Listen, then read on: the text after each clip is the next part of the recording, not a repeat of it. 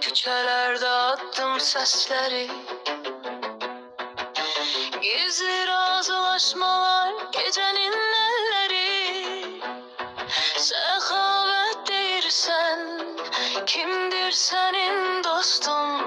Her adımda bir oyun, her bakışta bir sonun.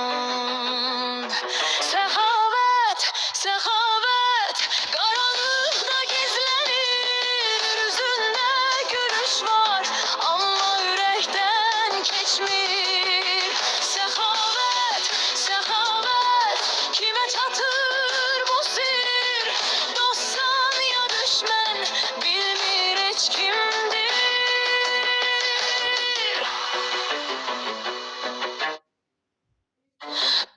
Kulun sesi güçlü ama ruhu zayıf.